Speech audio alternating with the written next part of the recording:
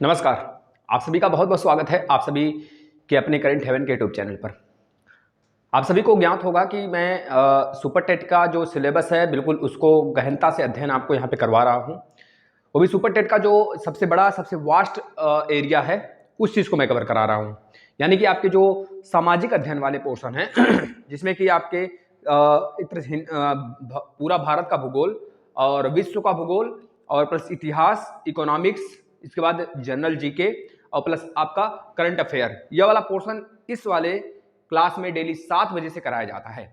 यह पहला क्लास नहीं होगा, ये इसके पहले मैंने भारत के पूरे नक्शे के बारे में, भारत का पूरा विस्तार किया है, भारत के खाड़ी देश, भारत के पूरे चैनल, भारत में हर एक राज्य किस राज्यों से एक तरह से घिरे हुए हैं, भारत में कौन मतलब स्थलीय सीमा कितनी है, पूर्वी, पश्चिमी, दक्षिणी जो भी सारे के सारे इलाके हैं वह सबके बारे में हमने चर्चा कर लिया था। भारत का क्षेत्रफल कितना है, भारत के कितने राज्य, कितने केंद्र शासित प्रदेश हैं, किस प्रकार से हैं, किससे बॉर्डर लाइन शेयर करते हैं, सब कुछ हमने जिक्र किया था। इसके पहले वाला वीडियो आप जरूर देखे होंगे। और इसके पहले मैंने वर्ल्ड ज्योग्राफी भी आपको बहुत सारे टॉपिक पढ़ा दिया, जो आपके सिलेबस में था उसको मैंने खत्म कर दिया है।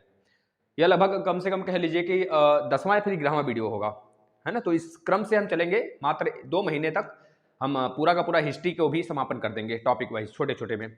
आज हम लोग पढ़ने वाले हैं जो कि बहुत सारे टीचर्स इसको छोड़ देते हैं, यहाँ पे समझाने में थोड़ा सा गलत कर देते हैं जो चीजें, मैं उसको यहाँ पे क्लियर कर दूंगा। 3 चीज। प्रादेशिक समुद्री सीमा भारत की क्या होती है, प्रादेशिक मतलब मैरीटाइम बेल्ट क्या होता है भारत का, यानी कि टेरिटोरियल सी जिसे बोलते हैं, क्षेत्रीय सागर भारत का क्या होता है, इसके बारे में मैं समझाऊंगा। और किस प्रकार से भारत अपना समुद्री सीमा साझा करता है। भारत के जो कटे पटे देश हैं, आपको लगता होगा कोई अगर इसके बगल में बांग्लादेश है तो बांग्लादेश कैसे इसको डिवाइड करता है, कैसे कोई देश अपना सीमा तय करता है, यह भी आप आज सीख जाओगे। इसके बाद अविच्छिन्न मंडल, अविच्छिन्न मंडल या फिर संलग्न क्षेत्र, इसे हम क्या कहते हैं, कॉन्टिज्यूअस जोन कहते हैं। कॉन्टिज्यूअस जोन मतलब कि अविच्छिन्न मंडल या फिर संलग्न क्षेत्र होता है, इसके बारे में हम समझेंगे। यह 24 समुद्री मतलब 24 मैरीटाइम मील तक होता है, यानी कि समुद्री मील, 24 समुद्री मील के डिस्टेंस भारत के एक तरह से रेखा से, भारत के बॉर्डर लाइन से, जो कि 24 माइल तक दूर पर होता है। और जो आपका पहला है यह प्रादेशिक समुद्री सीमा, यह भारत के सीमा से 12 माइल तक दूरी होता है। मैं बता रहा हूं, यह 12 माइल तक लिखिएगा, 12 माइल, और यह 24 माइल, 24 माइल, ठीक है ना, 24 माइल। अब ये माइल नहीं है, ये नॉटिकल मील है, यहाँ इतना ध्यान देना, माइल का मतलब नॉटिकल माइल, नॉटिकल माइल, क्योंकि समुद्र में आप मेजर कर रहे हो ना, समुद्र में, तो माइल और नॉटिकल माइल में क्या अंतर है अभी जस्ट बताता हूं। आर्थिक जोन मतलब exclusive economic exclusive zone, economically exclusive zone जो है आपका, सॉरी एक्सक्लूसिव इकोनॉमिक जोन बेटा, एक्सक्लूसिव इकोनॉमिक जोन यानी कि आर्थिक अनन्य क्षेत्र भारत का। यह आर्थिक अनन्य क्षेत्र जो होता है भारत के सीमा रेखा से 200 माइल तक होता है, 200 नॉटिकल माइल होता है, 200 नॉटिकल माइल होता है। कितना होता है, 200 नॉटिकल माइल तक होता है। यह चीजें आप दिमाग में रख लेंगे। तो इतनी चीजें अगर आप ज्ञान में रखते हो तो 1-2 प्रश्न यहां से आपका क्लियर हो जाता है। अब मैं बताता हूं पहले आपको कि भारत के कितने राज्य तटीय हैं, इसका मैंने इसके पहले वाले वीडियो में जिक्र करा था। जैसा कि आप देख सकते हैं, गुजरात, महाराष्ट्र, गोवा, कर्नाटक और केरल, यह भारत के पश्चिमी तट पर स्थित हैं। यह भी प्रश्न बना है, भारत के पश्चिमी तट पर कितने राज्य स्थित हैं, सीटेट में बना है, और आपके सुपर टेट में भी बन सकता है, या फिर कह लीजिए किसी भी आप पीसीएस तक के एग्जाम को देंगे ना, यहां से क्लियर करेंगे ज्योग्राफी, 100% श्योर है। इसके बाद भारत का जो पूर्वी सीमा है, पूर्वी तट है, उस पर कितने राज्य स्थित हैं, तटीय सीमा पर कितने तटीय राज्य स्थित हैं, तो तमिलनाडु, आंध्र प्रदेश, उड़ीसा और पश्चिम बंगाल, जो कि बंगाल की खाड़ी से टच होते हैं। यह अरब का सागर है, यह अरब सागर है, इधर अरब सागर पड़ता है, अरब सागर पड़ता है, और इधर क्या पड़ता है, बंगाल की खाड़ी वाला पूरा का पूरा। और नीचे आपको पता है यहीं पर पड़ता है आपका श्रीलंका, यहाँ पर श्रीलंका है। मैं एक चीज आपको क्लियर कर देना चाहता हूं जो एक आदम का ब्रिज आपने पढ़ा होगा, या फिर कह लीजिए आदम का ब्रिज, जो कि तमिलनाडु और श्रीलंका के बीच में स्थित है। बिल्कुल तमिलनाडु यहाँ पर पड़ता है, पूरा तमिलनाडु है एरिया, पूरा तमिलनाडु का एरिया है, तमिलनाडु और एक तरह से श्रीलंका है, श्रीलंका के बीच में यहाँ पर पड़ता है आदम ब्रिज। इस आदम ब्रिज के उत्तर में ना, जो आप कहते हो ना कि भारत और श्रीलंका को अलग करता है, जो आप पाक स्टेट के नाम से जानते हो, वह इस आदम ब्रिज के उत्तर में पाया जाता है। यह प्रश्न बना है सुपर टेट, मतलब बन सकता है, बहुत बढ़िया प्रश्न है यह अनेकों एग्जाम में बन सकता है। तो आप याद रखोगे और लिखते हुए नोट्स बनाते हुए चलो मेरे एक एक लेक्चर का, बहुत बेहतरीन तरीके से बेटा। उत्तर की तरफ, इसके उत्तर की तरफ क्या पड़ता है, पाक स्टेट, और इस जो आदम ब्रिज है ना, जो आदम ब्रिज है, इसके नीचे मन्नार की खाड़ी पड़ता है, मन्नार की खाड़ी पड़ता है। इस बात को याद रख लेना, यहाँ से बहुत ज्यादा प्रश्न बने हैं जो कि इसी चैप्टर में है जो मैंने बता दिया। ये जो पंबन द्वीप पर है, पंबन द्वीप हमने बताया आपको, पंबन द्वीप कहाँ पड़ता है? पंबन द्वीप जो है आदम ब्रिज के एक तरह से उत्तर साइड में पड़ता है ना भाई, उत्तर पड़ता है कि मध्य में, बताना जरा।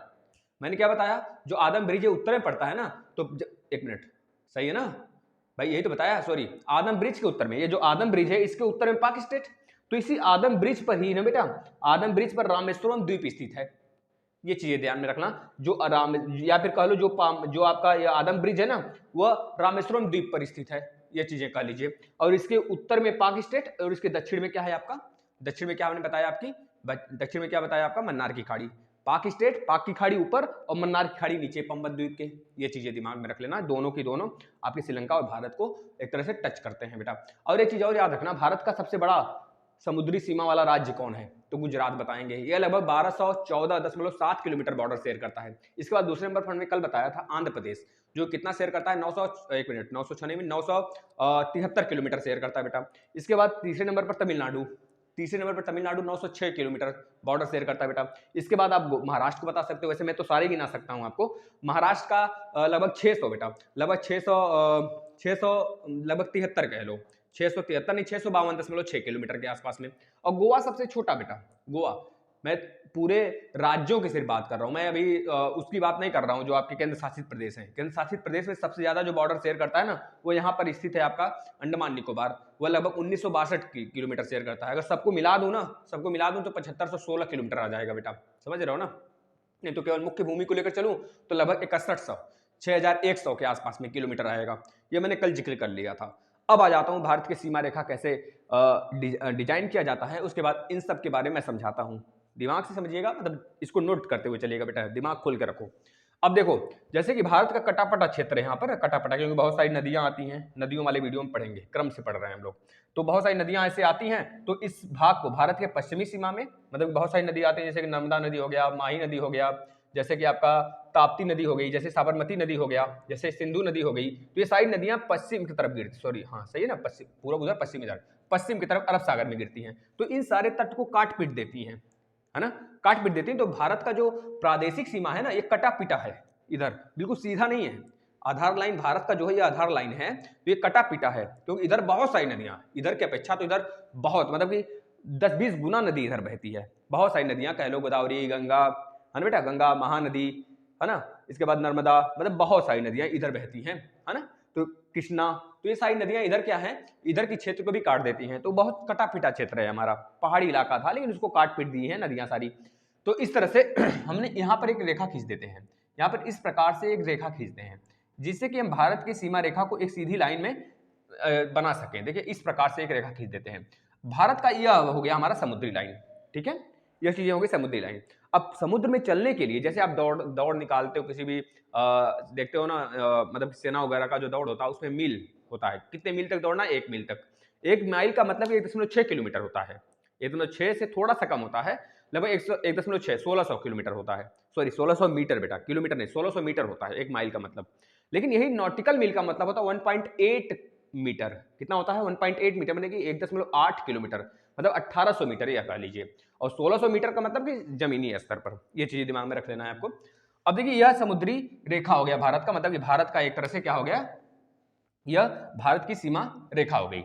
अब इसके बाद, अब दिमाग से सुनना बेटा, जो प्रादेशिक समुद्री सीमा है ना, इस रेखा से, इस भारत के समुद्री रेखा से या फिर भारत के तटीय रेखा को जो मैंने बाना हुआ है, जो मैंने बनाया हुआ है, भारत का तटीय रेखा, भारत के एक तरह से समुद्री रेखा जो है, आधार रेखा जो है, वो कटे पीटे भले हैं, लेकिन इसको मैंने बना दिया है इस प्रकार से कि लग जाए। अब सभी लोग ऐसे समझेंगे कि आधार रेखा भारत का क्या है, कटा पिटा कहीं नहीं है, बिल्कुल सीधा है, जो कुछ अंदर था वो द्वीप में गिना जाएगा, या फिर थोड़ा सा एक तरह से थोड़ी सी लैक वगैरह में काउंट कर लिया जाएगा, इस तरह समझ लेना। तो भारत के सीमा रेखा से, जो यह भारत का सीमा रेखा है, जो भारत का ये लाइन रेखा है ना, इससे कितने मील, 12 माइल, 12 माइल की दूरी पर, कितने, 12 मील की दूरी पर, मैं अगर यहाँ पर भारत का इस प्रकार से रेखा बनाऊं, तो इससे 12 मील की दूरी पर, 12 मील की दूरी पर हमें क्या नजर आएगा, भारत का प्रादेशिक समुद्री सीमा। अब यह प्रादेशिक समुद्री सीमा क्या होता है समझ लीजिए, 12 माइल तक तो आप समझ लिए, यानी इसे कहते हैं क्षेत्रीय सागर, भारत का क्षेत्रीय सागर, भारत का प्रादेशिक समुद्री सीमा या भारत का क्षेत्रीय सागर, इसे ही कहते हैं मैरीटाइम बेल्ट यानी कि टेरिटोरियल सी कहते हैं इसे। ये टेरिटोरियल सी जो होता है भारत के आधार रेखा से 12 माइल दूरी पर होता है। पहले तो याद रखना है 12 माइल यानी कि 12 नॉटिकल माइल समझना। 12 माइल बार बार हम कह रहे हैं लेकिन उसको 12 नॉटिकल माइल समझना।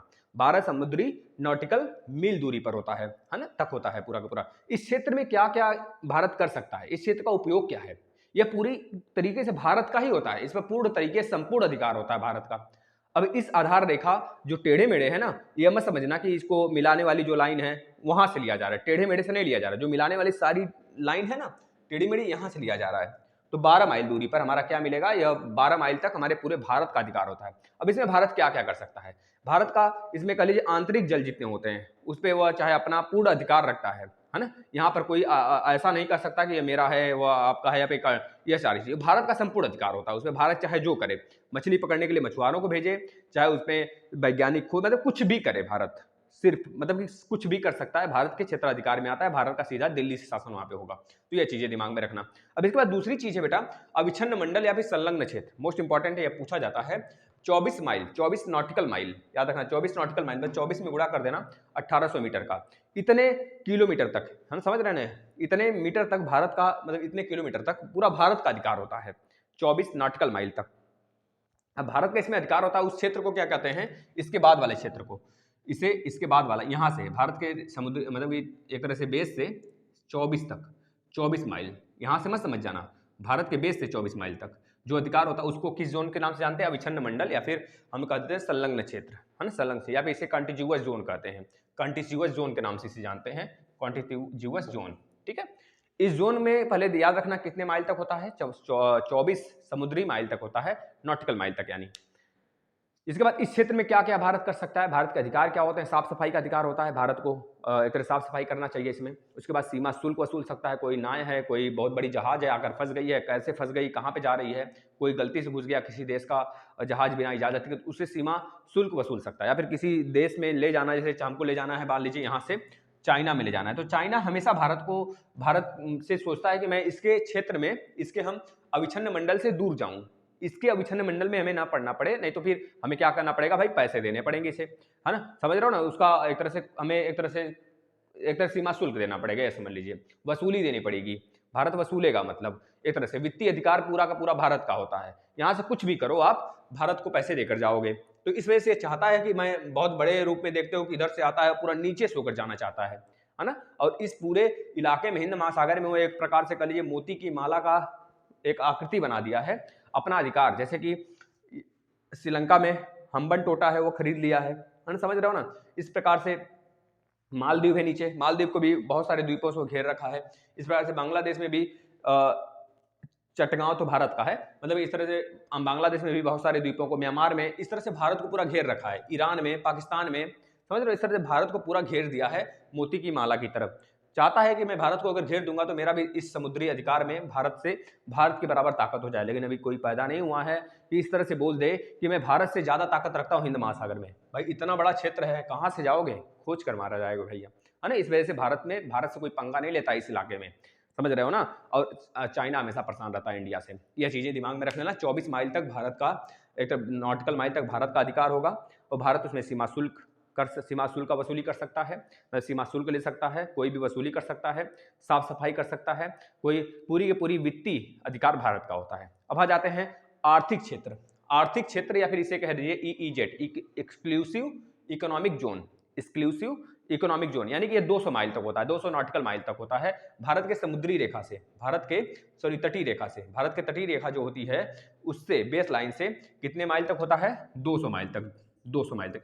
इसमें कितने भारत का क्या क्या अधिकार होता है, इस जोन में भारत क्या कर सकता है, वैज्ञानिक खोज कर सकता है, द्वीपों का निर्माण कर सकता है, प्रकृति संसाधन का विदोहन कर सकता है ना, इससे छूट मिली हुई भारत को, इतनी सारी चीजें कर सकता है। अब 200 माइल के बाद वाला जो क्षेत्र है ना, उसमें भारत का अधिकार नहीं, पूरे विश्व का अधिकार है, यानी कि हाई सी कहते हैं उसे, हायर सी कहते हैं। तो आपसे पूछा जा सकता है हाई यानी उच्च सागर में किसका अधिकार होता है, 200 माइल के बाद या फिर EEZ के बाद किस नाम से जाना जाता है उस सागर को, तो हाई सी के नाम से जाना जाता है, जिसमें कि पूरे राष्ट्र, पूरे देश का उस पर अधिकार होता है। बट इतना अगर आप पढ़ लिए तो इसके बाद ये टॉपिक समाप्त हो गया। बातें हैं कल, इस वीडियो को जरूर शेयर करना, डेली फॉलो करिए 7 बजे। नमस्कार।